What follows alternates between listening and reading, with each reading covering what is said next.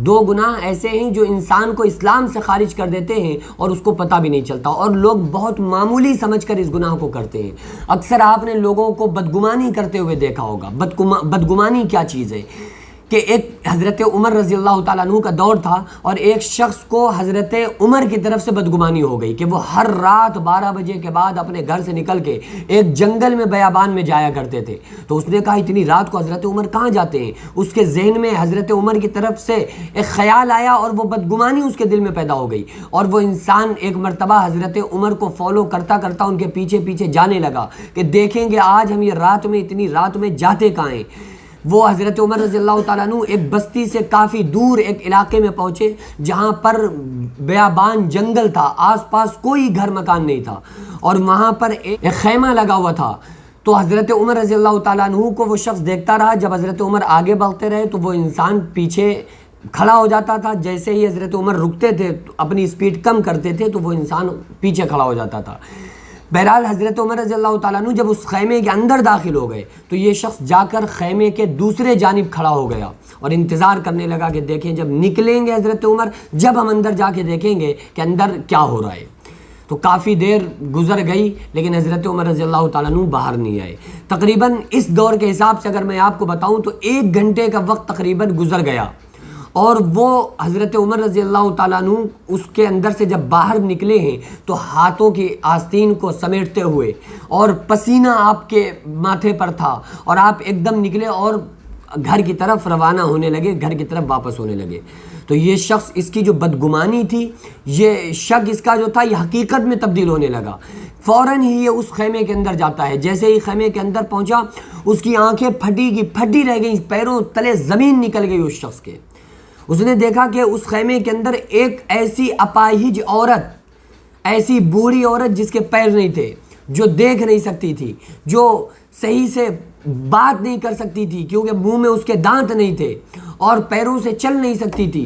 90 سال کی بوڑھی عورت کو اس نے دیکھا، وہ پریشان ہو گیا اور پوچھنے لگا آپ کون ہیں، اور یہ جو ابھی آئے تھے آپ کے پاس یہ کیوں آئے تھے، اور یہ کون ہیں، اور یہ کب سے آتے ہیں، آپ ان کے بارے میں بتاؤ۔ تو عورت کہنے لگتی ہے، وہ بوڑھی عورت کہتی ہے کہ میرا بیٹا ہے۔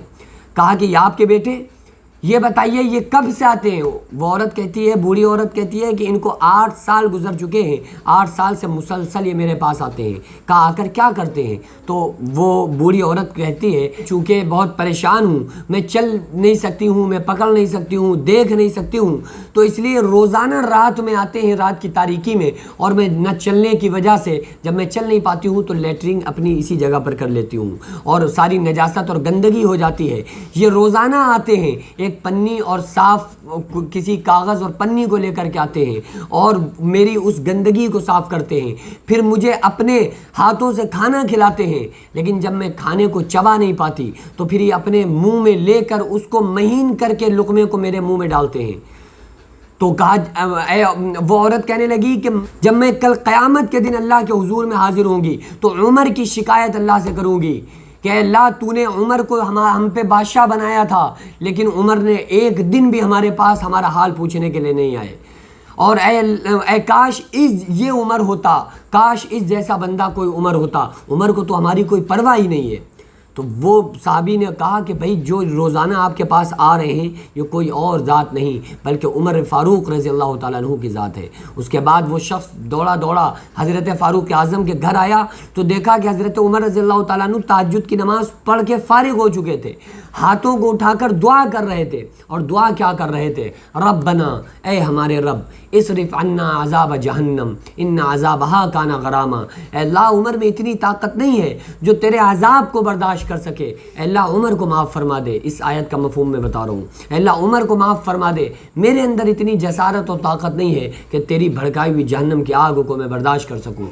وہ شخص کہتا ہے، چیخ کر کہنے لگا کہ اے عمر، اگر آپ جیسا انسان کہ بادشاہ وقت امیر المؤمنین ہونے کے بعد ایک ایسی عورت جو دور دراز ایک بوڑھی عورت رہتی ہے، اس کو کھانا کھلانا، اس کی گندگی صاف کرنا، اس کے لیے روزانہ اس کی خدمت میں جانا، اگر یہ سب کرنے کے بعد اگر آپ جیسا انسان بھی جہنم میں چلا گیا تو اس ذات کی قسم جس کے قبضے و قدرت میں ساری کائنات ہے، پھر دنیا میں کوئی ایسا انسان نہیں ہے جو جنت کی خوشبو بھی سونگھ سکے۔ اگر آپ جیسا انسان اتنی زیادہ ایک غریب کی مدد کرنے والا انسان اگر آپ جیسا بھی جہنم میں چلا گیا تو پھر خدا کی قسم دنیا میں جنتی کوئی نہیں ہے۔ تو یہ بدگمانی جو ہے انسان کو برباد کر کے رکھ دیتی ہے۔ ذرا سا آپ نے کسی کے اوپر کچھ دیکھا، یہ دیکھا کہ یہ انسان ایسا ہے تو اس نے کفر کر دیا، ایک دوسرے کو لوگ کافر کہتے نظر آ رہے ہیں۔ آقا علیہ السلام نے فرمایا اگر کسی مسلمان کو کسی بندے نے کافر کہا جبکہ وہ کافر نہیں تھا تو اس کا کفر اسی کی طرف لوٹ آتا ہے اور وہ کہنے والا انسان خود کافر ہو جایا کرتا ہے۔